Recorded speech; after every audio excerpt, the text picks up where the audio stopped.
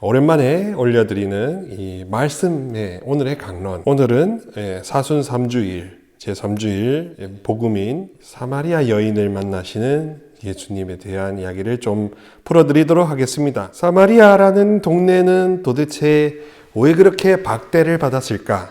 그리고 역사적으로 어떤 의미가 있길래 예수님께서 이렇게 사마리아 여인에게 물을 청하는데 그것이 엄청난 큰 의미였을까에 대해서 설명을 간략하게 해드리도록 하겠습니다. 역사 안에서 보면, 이스라엘 성경의 역사 안에서 보면 유다인들은 지금도 그렇지만 혈통구원 사상이 정말로 강합니다. 어느 다윗의 후손에 의해서만 구원이 이루어진다라고 했기 때문에 혈통구원 사상이 굉장히 강합니다. 그런데 이 혈통구원 사상이 강한 유다인들에게 이집트 탈출 이후로 제2의 시련이 닥치는데, 그것이 바로 바빌론 유수, 바빌론 유배라는 겁니다. 바빌론 유배로 인해서 모든 민족들이 이 바빌론의 왕 네부카드네자르의 수하로 끌려가게 됩니다. 마치 우리가 한일 합방 조약을 체결한 후에 일본 총독부가 우리 모든 민족들의 그분들을 다 이렇게 좀 식민화했듯이, 그때 당시 고대의 열강이었던 바빌론이라는 왕이, 네부카드네자르라는 왕이 이 모든 것들을 다 식민화 시켜버렸죠. 그러다 보니까 이 본토에 남아있는 사람들, 유배를 떠나지 않은 사람들, 종살이를 떠나지 않는 사람들이 남아 있었습니다. 그리고 대부분의 유대인들은 그렇게 포로 생활로 바빌론이라는 고대 근동, 지금으로 치면은 이라크나 다른 나라로 팔려가게 되었습니다.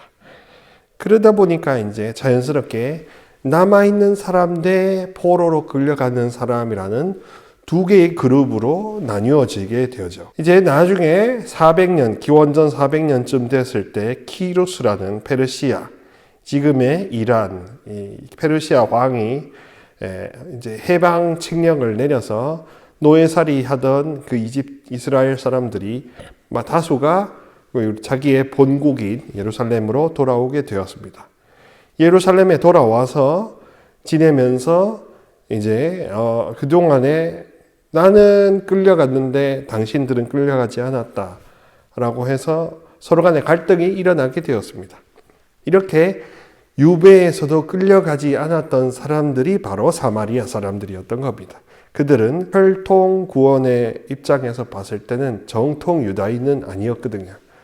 그러니까 사마리아 사람들이 정통 유다인이 아니라고 보였기 때문에 그들 나름대로의 사마리아 모세오경이 따로 존재하고 지금도 있습니다. 그리고 또 자기들은 모세의 호렙산, 시나이 산이 아니라 가리짐이라는 다른 산, 지금도 가리짐 산이라고 하는데 그 가리짐 산을 중심으로 따로 별도의 공동체가 구성이 되어 있죠. 그러다 보니까 이제 서로가 어떻게 화해할 수 없는 깊은 고를 지닌 그런 또 다른 민족이 되어버렸던 겁니다. 또 다른 민족이 되어버리니까 어떻게 됩니까? 서로가 저기는 이 유다인은 이방인 취급하고 사마리아 사람들은 이런 과실을 당하면서도 어쩔 수 없이 핍박에 참고 지내야 하는 그런 상황이었습니다. 그러다 보니까 또 건널 수 없는 민족적 이질감 때문에 구원관도 다르고 모세오경을 바라보는 편집하는 책도 다르고 모든 것들이 다 달랐습니다. 그들에게는 구원이 없다고 유다인들은 당연히 주장했겠죠. 자, 이런 가운데 요한복음에서 제시하고 있는 예수님이 이 사마리아 여인에게 다가가서 물을 달라고 합니다.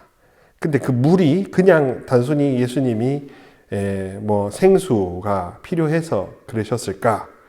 그렇지 않고 상징의 세계로 보면 그런 사마리아 여인에게도, 저렇게 이 괄시하는 사마리아 여인에게도 믿음의 씨앗은 있다.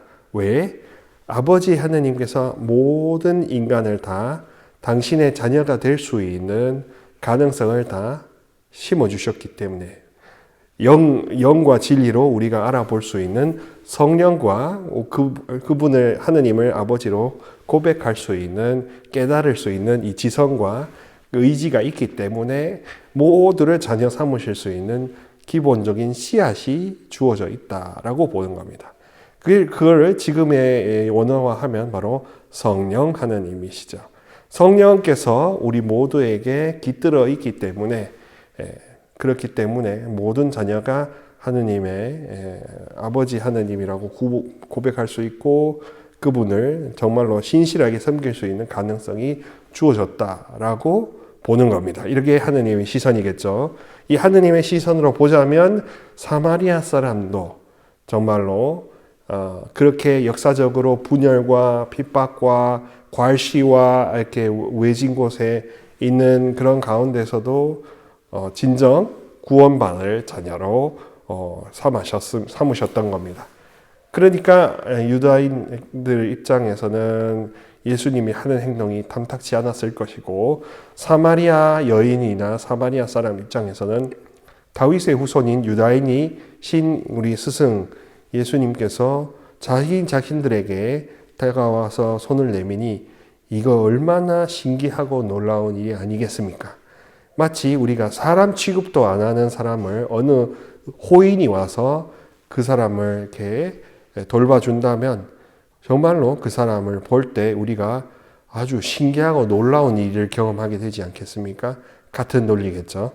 그러다 보니까 이제 하느님의 시선으로 그 자녀도 사마리아 사람도 구원받을 사람들이다. 그리고 그 사마리아 사람들을 위해서도 다른 모든 사람들을 위해서도 그들의 보편 구원을 위해서도 예수님께서는 이 땅에 고통받고 또 부활 순환하고 십자가형을 받으러 오셨다는 겁니다. 그들의 죄도 다 걷어가시기 위해서.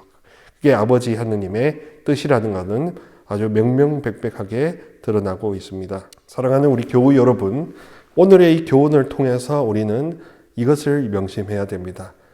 예수님과 성령님 그리고 영원하신 하느님 아버지께서는 우리 보고 할 수 있는 만큼 모든 세상의 끝 그리고 모든 삶의 끝자락을 바라보고 거기까지 가기를 바라십니다.